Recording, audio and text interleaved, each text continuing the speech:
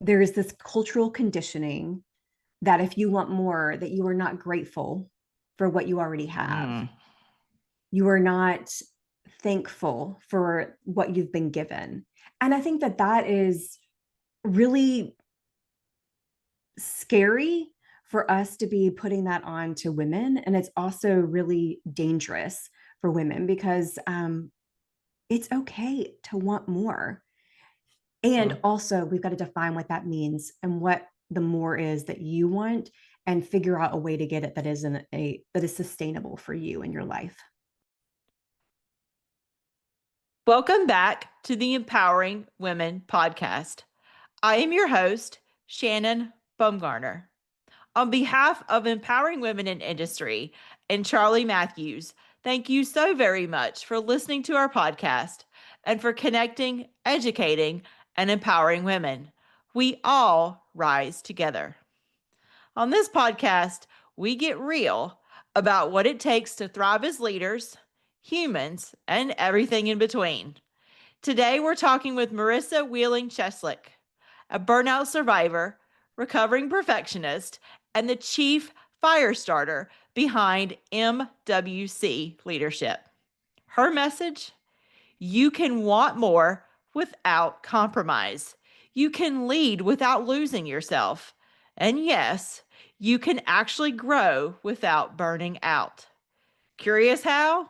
Stick around, because Marisa has the kind of wisdom and truth bombs you'll want to replay on your busiest days. So let's go ahead, press play, and soak in the wisdom. I will see you on the other side.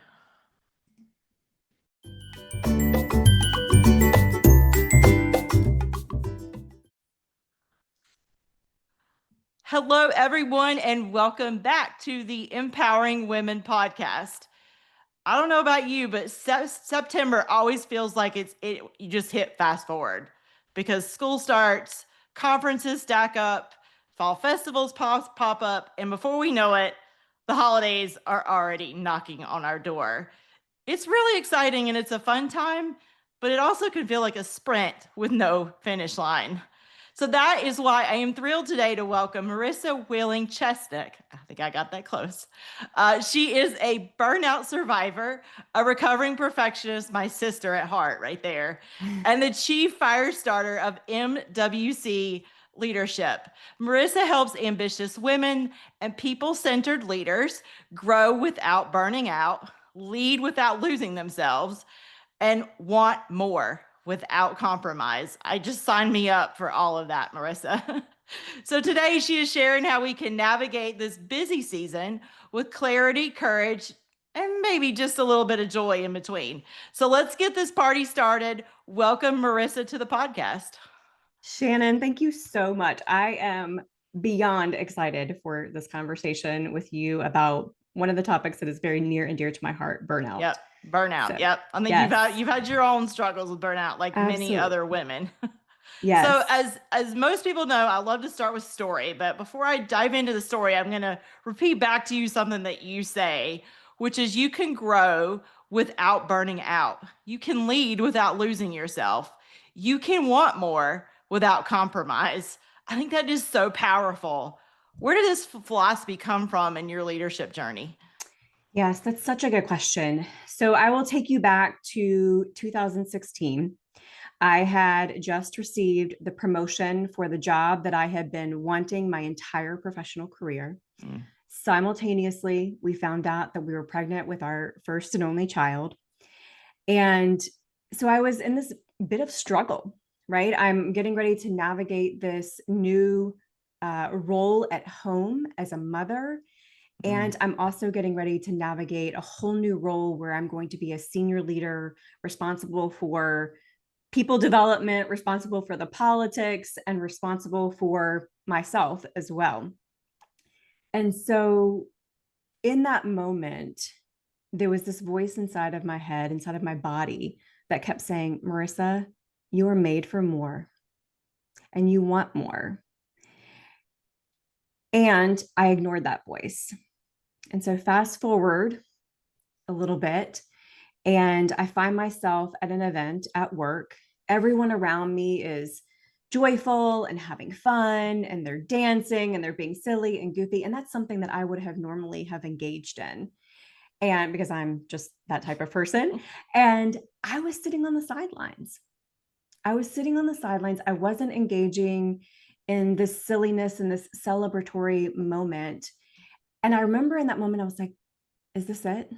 Like, this isn't what I want. Like, this isn't who I am. This is what I'm created for. And so I have been wanting more. I've been wanting what I'm doing right now for a really long time. And I never gave myself permission to be in that place where I could experience this true joy, to feel like I'm really doing what I've been called to do, what I'm designed to do. And so when I started my business, I named it MWC Leadership. And because that's my initials, simple enough, right? That's what most people do. And I will tell you, I'm a very visionary person, a big dreamer. And one night in the middle of the night, I had this dream and a voice just woke me up, and I sat straight up in my bed and I was like, more without compromise. That's what it is. That's what MWC stands for. Because so many I did not get that. I got your initials, but I did not get the second part. Yes. Yes. And that's what so many of the women that I work with and or just in life with, right?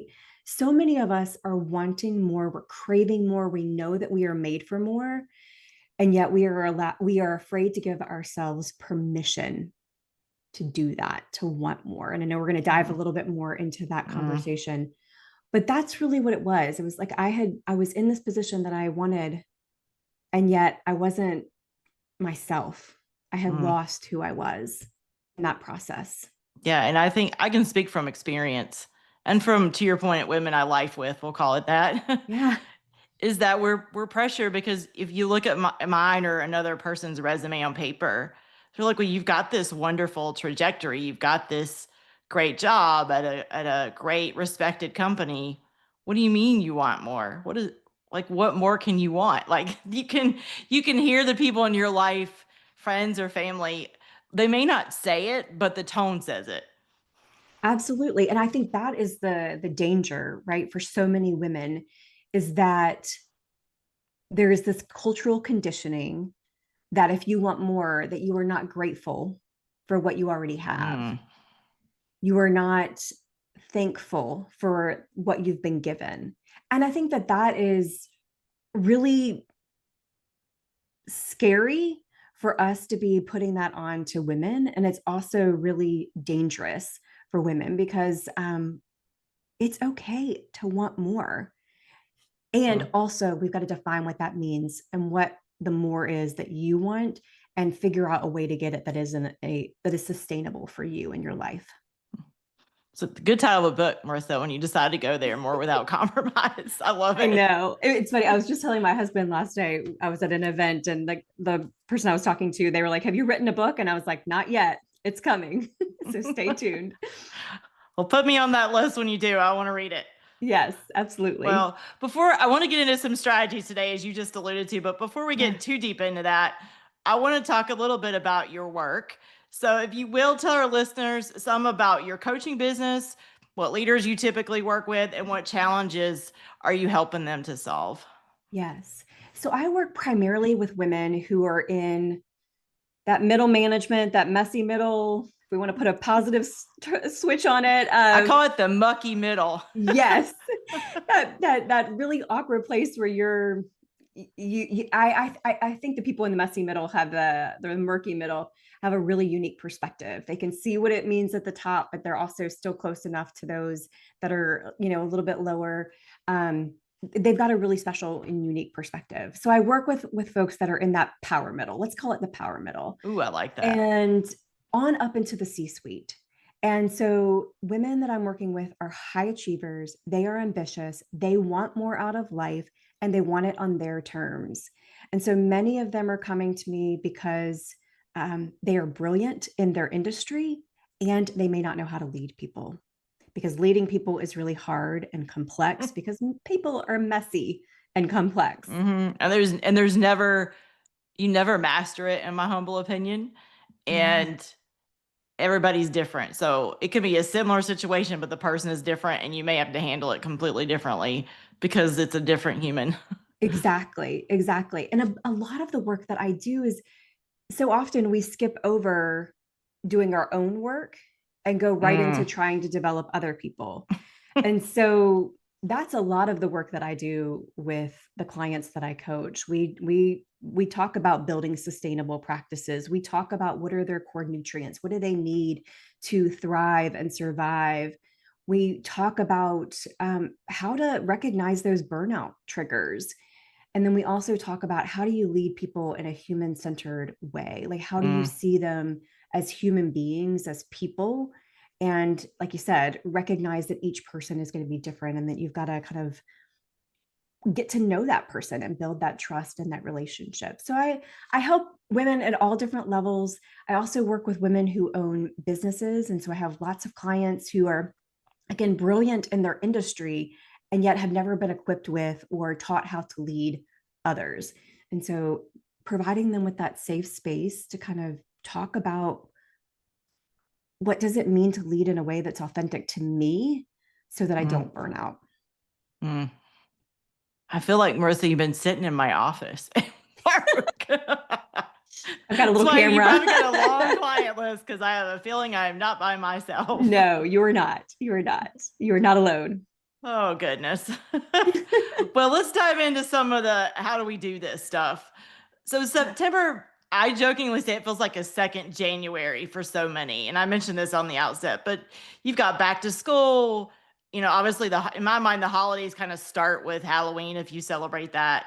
And then you just have the work deadlines. And then many of us are on a fiscal and end of year that end in December. So you've just got those last minute things that are coming up. So you can just feel, even if it's not long-term burnout, it's like this immediate, oh gosh, how am I going to get all this done?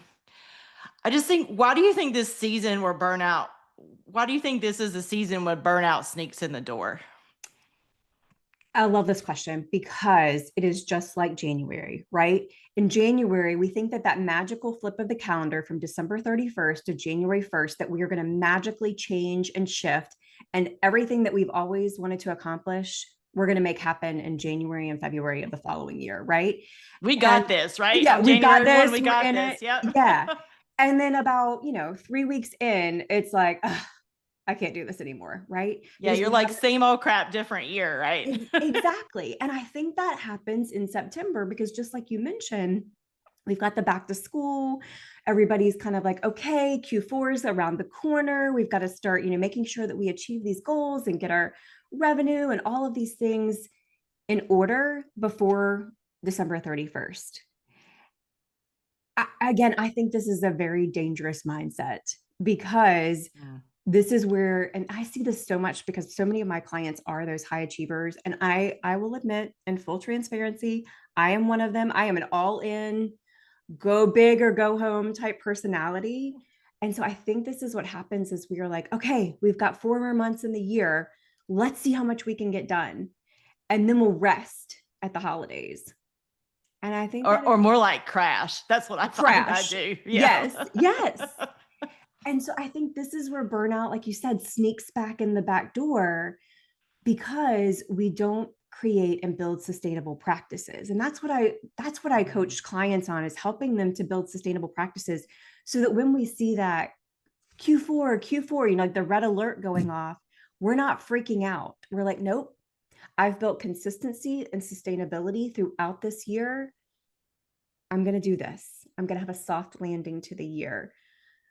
I will be honest with you. I have seen, I think they're calling it like the great lock-in or something like that on social media. And it's like, everybody, let's lock in and let's stay strong for the remainder of the year. And I'm like, that just makes the hair on my neck stand up straight. Like, I just want to say, meaning like lock in and hit it hard. Is that what they mean? Yes. Like lock in and let's go at it really hard for the next 4 months. And that makes me anxious. Like that really. It makes me anxious. And I just heard it. Yes.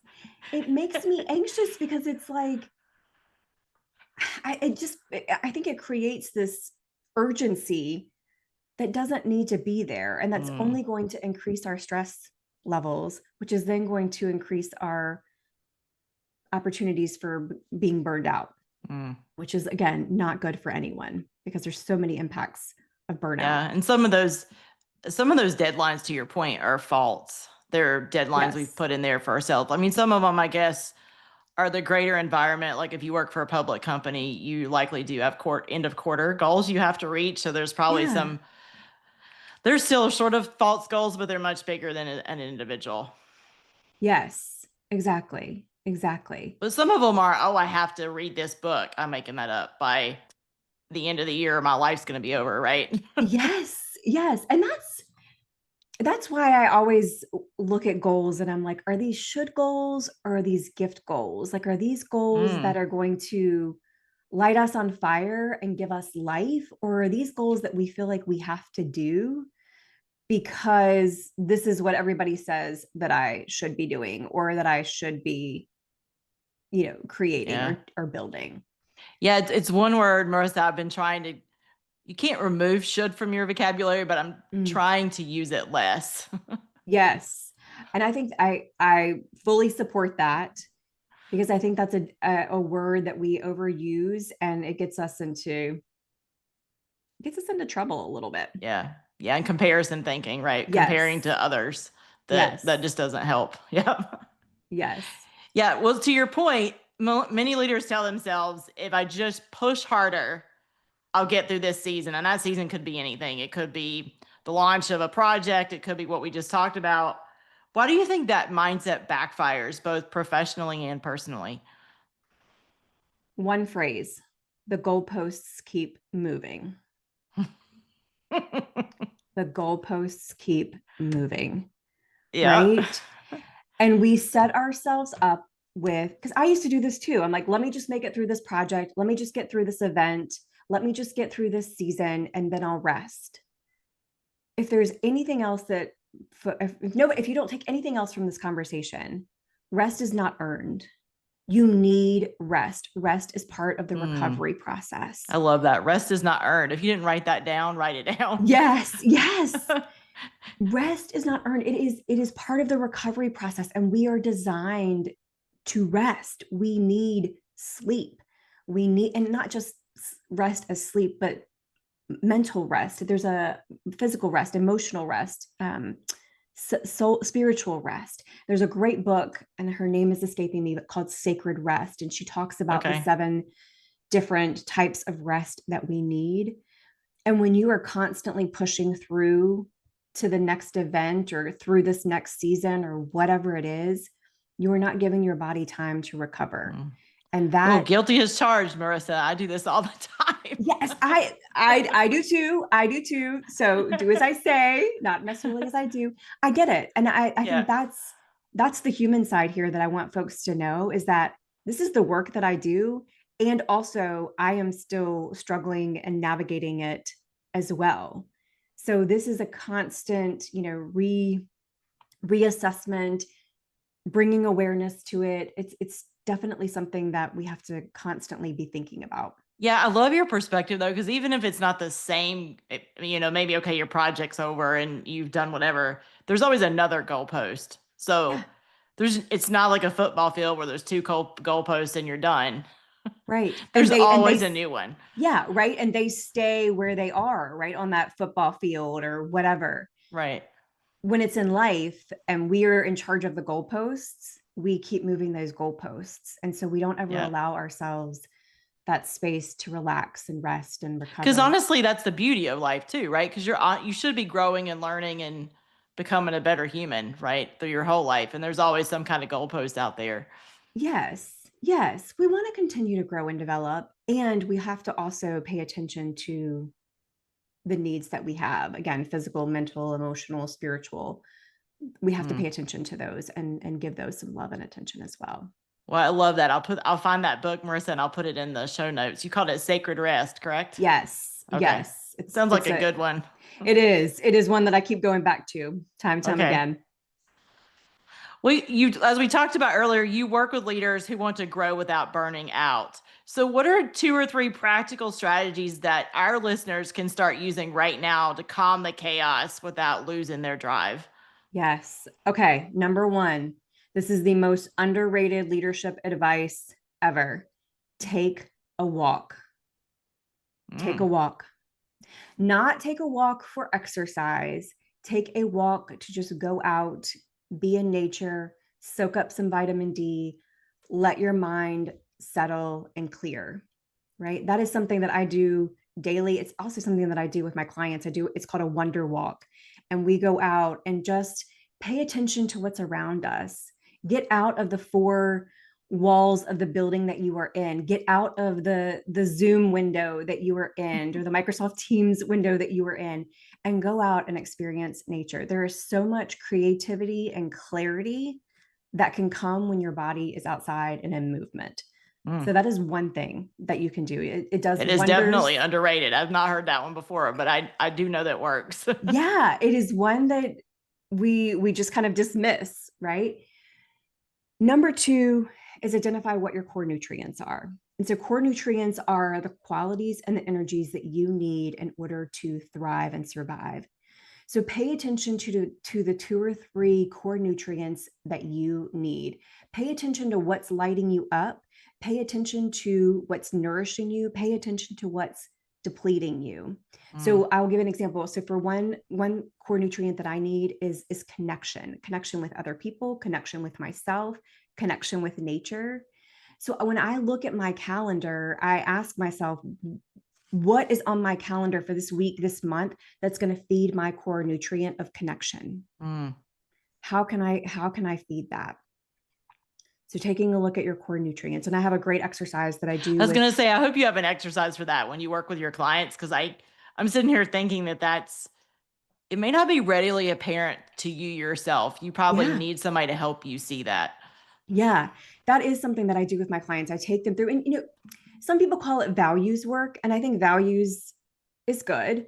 And I think values work, and people know that term. For me, and this is coming from someone who came up in academia, but it sounds very academic to me. It doesn't sound very connected and resonant for me. So Tara Moore is the one that she wrote a book, another great book that I recommend to all of my clients, called Playing Big.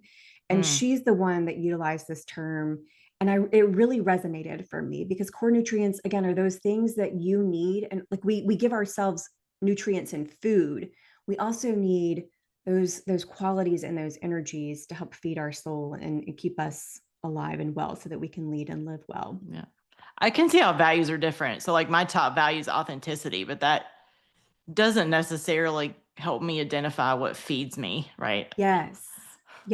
And I think that's a really important differentiation, especially when we're talking about burnout. Like, we need to be thinking about what is feeding me, what's feeding my soul, what's feeding me emotionally, mentally, intellectually, and also what's depleting me as well.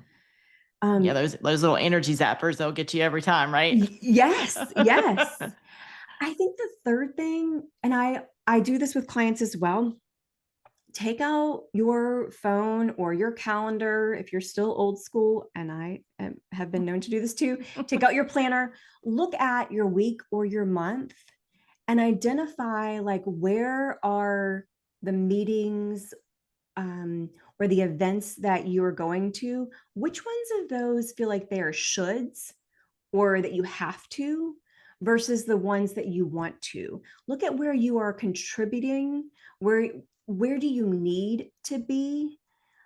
What ones can you delegate? Like, oftentimes when I look with clients about over their calendar, they're like, oh, well, I probably can delegate that to someone else on my team. Like, I really don't need to be a part of that meeting. Thinking about how you can build in some boundaries so that you can have some time and space for you.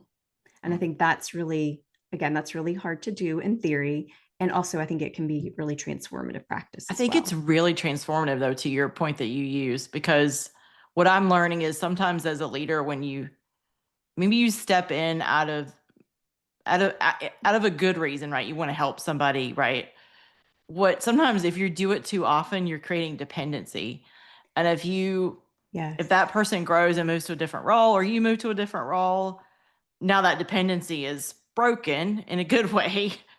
But now what do they do, right? If you're always in there to be the savior or be in the meeting, then it's not benefiting that person either. And it's certainly not benefiting you with the behavior.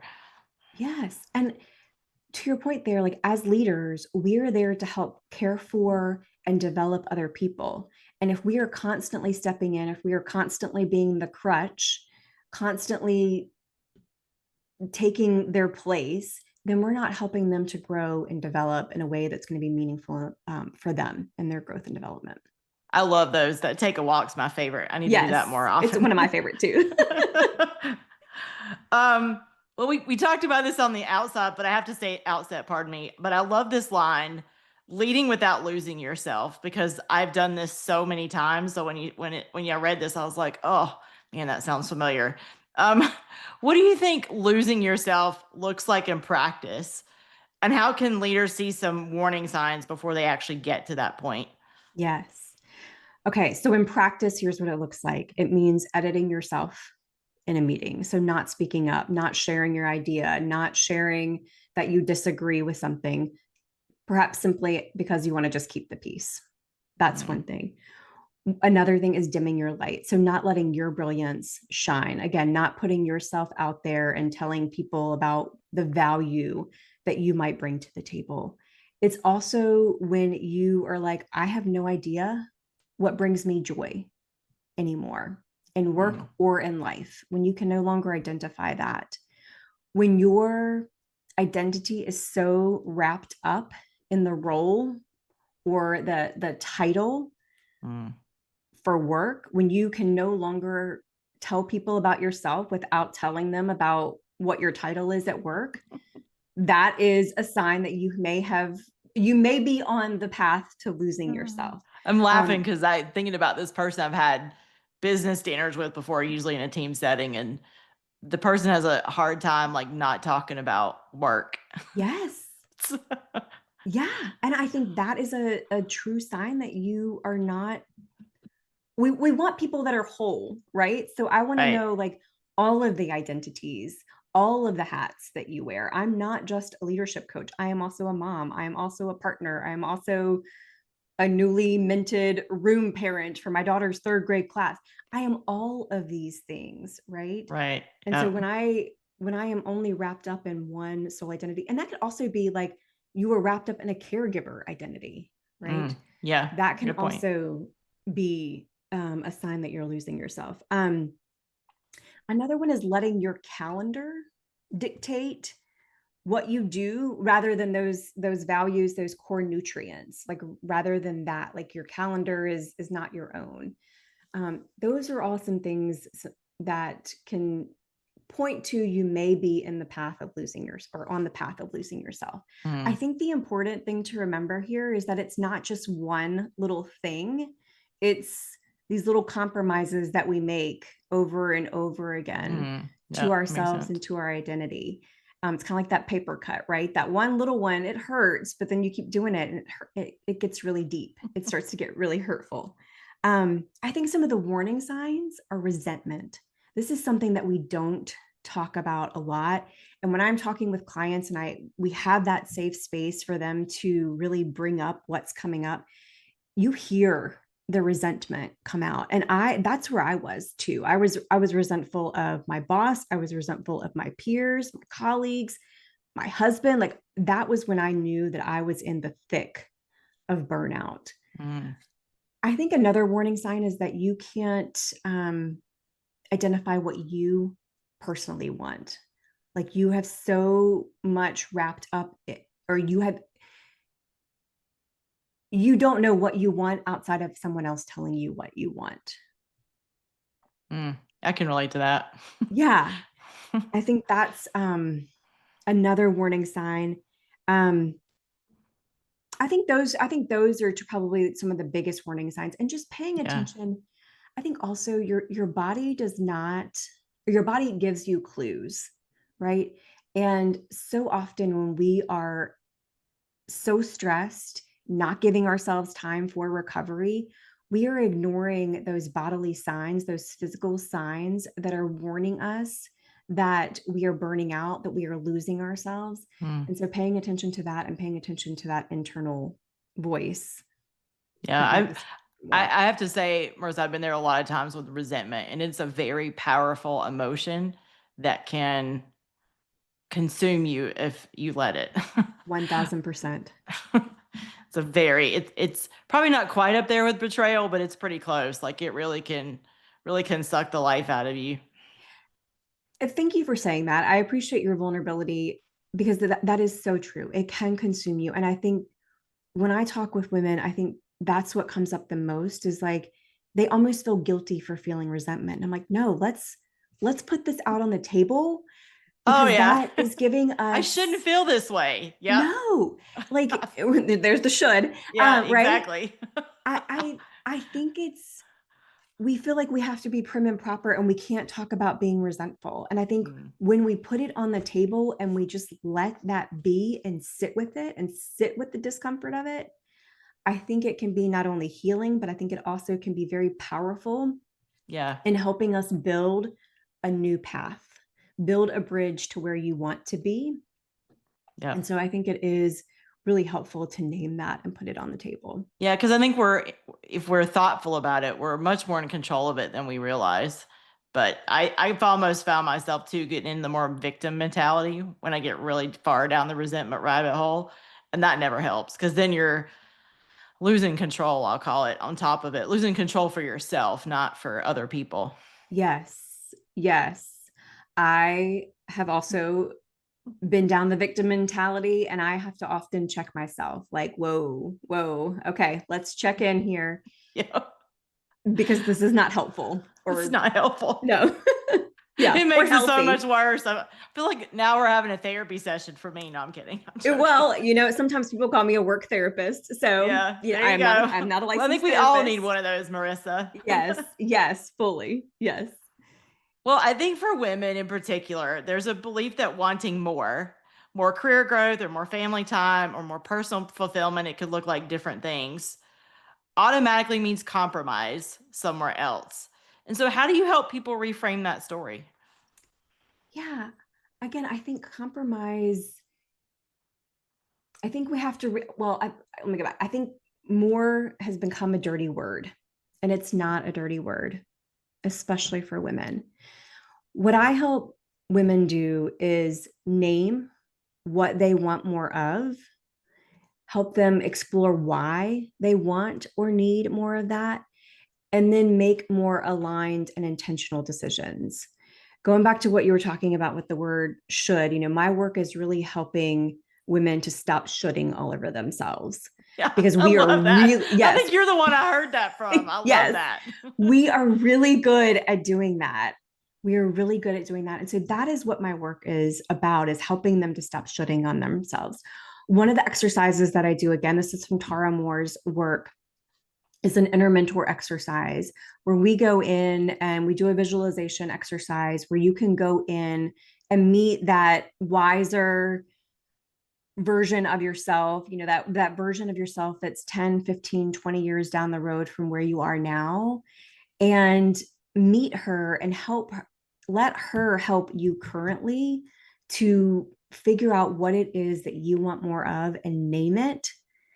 And then also, again, start to make those intentional and aligned decisions so that you can support the life and the leadership that you want.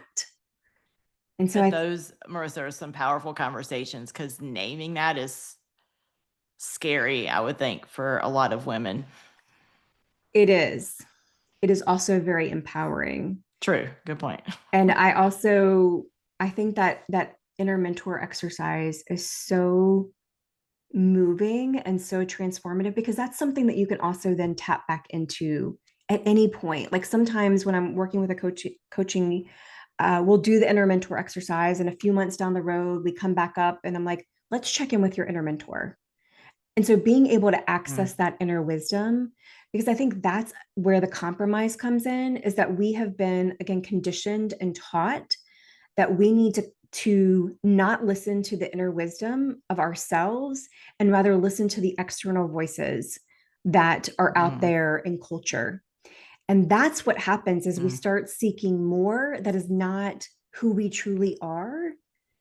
because this is what society says that we should want or do. Yeah. And you took it right out of my mouth of what others saying you should be or should want. Yeah. Yeah. Yeah. Stop shoulding all over yourself like that. I love that. Let's stop. Let's stop. Let's make it a movement. I'm there making a movement. Yes. Yes. So for those who are listening in September, as when this releases, it will be September. It already has them running on fumes. What do you think there's one small baby step they can take this week that might have a big ripple effect? And it's not buy coffee, although you can go do that too. That might help. But I'm looking for, I know we have to tackle the deeper elephants, I'll call it, that you're talking about. But there's also some small things I think we probably all can do. Yes. Yes. I think buy more coffee is absolutely an option. I say take a walk. My other advice, my other strategy is creating what I call a pause point. And this can be whatever you've got. I like to do 30 minutes. That's just works for me. 30 minutes, either I do mine on Friday. You can do it Friday, Monday, Sunday, whenever it works for you. Take 30 minutes to just pause. Look at your week. What went well? What didn't go well? What do you want to do differently next week? Those are 3 simple questions that you can use to just check in with yourself. You can also think about, like, how did I nurture my core nutrients this week? What do I want to do next week to make sure that I'm nurturing those things that I need in order to thrive and survive? Creating I love that. It's a very powerful practice. And again, it's one that I coach clients through. And again, it doesn't have to be 30 minutes. If all you've got is 10 minutes, do 10 minutes. If you've got a commute, do it 10 minutes in your voice recorder while you're driving, right? Like, just create a sustainable practice that allows you to just pause and do that deep reflection. You can do it on a walk. You can multitask there. But I think that that's really important, because I think so often, especially as ambitious women, we are going full throttle all the time, and we never create that space for pause. And so I want women to know that they have permission to pause. They have permission to pivot. If in that pause they realize something isn't working, they can also shift as well. But creating that space for self-reflection is really powerful strategy. Yeah, and now that you made me think of it, I have a leadership coach as well, and I'm thinking about, she tells me to feel it in my body. And I would think, if you're having that reflection time, like, think about, as you're reflecting, how does your body feel in those different stages of reflection? It's an indicator of where things are aligning with you and where things maybe aren't. Yeah. Another thing that I do with clients is I will, in that first few minutes of a call, we will take that pause, because I think what you just said is so important, checking in with our bodies. Because again, we do not do a really good job of checking in with our bodies, with our souls, with our mind. And so I will often say, give me one word that tells me how your body is feeling, how your mind is, how your soul is feeling. I used to have a colleague that would always ask me, how is it with your soul? And I always just, I love that question. I do too. And I would always pass him in the hallway, and he would say, Marisa, how is it with your soul? And I would just look at him, because I was probably in my 20s, and I was like, oh yeah, you're probably like, is this guy nuts? Basically, I was like, what are you talking about? What's in, how's my soul? And now, on the cusp of 50, I'm like, oh, yes, I need to be checking in with my soul, because that is so important, to make sure that we are taking care of our minds, our bodies, and our souls. I feel you. I'll be 50 next year, Marisa. So I think you get that point in your life, and you're like, I think this next part of the journey, I think I want to do it a little differently. Yes. Yes. And I don't know what it is. I don't know if it's wisdom. I don't know if it's the season that we are in just with life, but I agree. I'm just like, I want something deeper. That's the more that I've been craving. I want something deeper and something more soul aligned as I move into this next phase of life, which is, it's what I'm doing now. Yeah. I love it. I don't have a sister, Marisa, but I feel like you should have been it. And we can adopt each other. There we go. I'm adopting Marissa today as my long Yes. lost sister. Yes. Well, I can't believe it's time to say this, but I have one final, I'll call it question, but we love to end with advice here on the podcast. If you had to leave our listeners with one piece of wisdom about leading with ambition and humanity, what would it be? Yes. Here's my advice. My mantra, my philosophy is that if you are not well, your people are not well. And your people can be your team, it can be your friends, it can be your family, your partner, whoever. So grow yourself, then grow your people, or then grow your people, and then grow your team or your business. If you forget to grow yourself first, you don't have a solid foundation and everything else crumbles. So make sure that you are taking time to take care of you, because without you, other things can't grow. So making sure that you're taking that time and that space to do that. I absolutely love that. Yeah. If things are not well with you, they're not well with your people. I love that. Yeah. Yeah. Well, Marissa, this has been an amazing, very thoughtful and soulful conversation. I really appreciate you being here. And listeners, if you don't have a couple pages of notes, you need to go back and listen to us again. Yes. Yes. This has been so good. Thank you so much. It has. Thank Well, you. thanks everybody. And I will see you next time. Bye, everybody. Wow. What an energizing conversation with Marissa. She reminded us that leadership, it isn't about cramming more into our already overstuffed schedules. It's really about stepping back, finding clarity, and leading with intention. That shift, it can mean the difference between just surviving and actually thriving. If you're listening to this during one of those seasons when life feels like a never ending juggling act, school drop offs, project deadlines, holiday chaos, just know this: you're not alone. And more importantly, you do not have to burn yourself out to make an impact. Your call to action: take one small step to care for yourself as fiercely as you care for your work and others. Maybe that's saying no. I know that can be a scary word sometimes. Maybe it's a walk outside. Maybe it's closing your laptop 30 minutes early. Whatever fills your tank. And if you want to fill your tank and invest in yourself, there is no better place to do that than with empowering women in industry. We love to welcome you to our community. You can find links to the Empowering Women website in the show notes. There are some fabulous ways to continue to engage with us as we close out 2025, including our mentoring circles and monthly meetups. You can join these events at any time. We would love to see you. There is no better investment than this investment in yourself. You can also join us as a member, where you will have access to diverse resources, including prior recordings across a wide range of topics. Links for those great opportunities are all in the show notes. And we are on the final countdown to our annual Empowering Women Conference on October 1st and 2nd in Chicago, Illinois.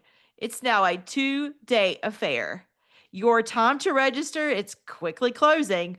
Come join us. It will definitely fill your cup. And if you've loved this conversation, please be sure to share it with a friend, a colleague, or someone who just needs a little extra inspiration today. And don't forget to subscribe, rate, and leave a review. It helps us to keep the empowering stories coming your way. I'd like to leave you with this reminder from Eleanor Brown. She says, self-care is not selfish. You cannot serve from an empty vessel. Thank you so much for listening to the Empowering Women podcast. Keep leading with fire and humanity. And until next time, and I ignite your fire within.